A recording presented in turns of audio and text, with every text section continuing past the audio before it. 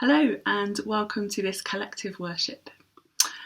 I wonder, when was the last time that something in your life changed? People generally don't like change. Change can be frightening, but changes are never far away. We come across them all the time. Year 11 were once year 10 and year 13 were once year 12, and now they're thinking about other life changes that will happen soon.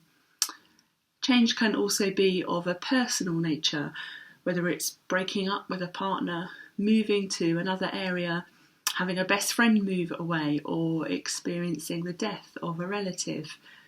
These changes aren't easy, but they often give us an opportunity to grow. Without change, things would always stay the same.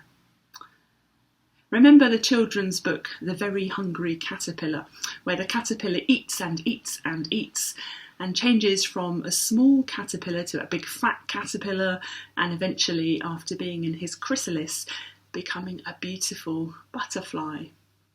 Without the metamorphosis that takes place in the chrysalis, the caterpillar would never have fulfilled his potential. Equally, without change in the world and within ourselves, we will never completely fulfill our potential. Change is not necessarily a bad thing. By embracing it and seeing it as something transformative and exciting, we will always be able to develop as people and as a species in the world around us. Imagine that you have never been to the seaside before.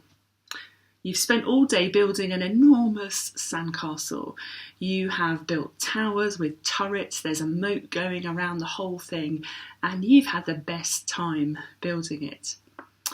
The next day, on the way back to the beach, you're really excited about adding to it.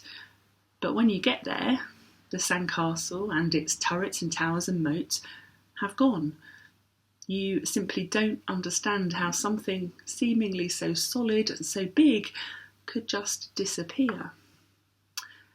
Now, we all know that the tide will have come in overnight and slowly washed that sandcastle away. The sea comes and reclaims its space and transforms the landscape from one in which your sandcastle stood to a flat bed of sand again, so that you will have to start over. You could see this as a defeat and mourn the loss of your brilliant sandcastle. Or you could see it as an opportunity to rebuild it, using the skills that you learnt the day before to make this new sandcastle even better.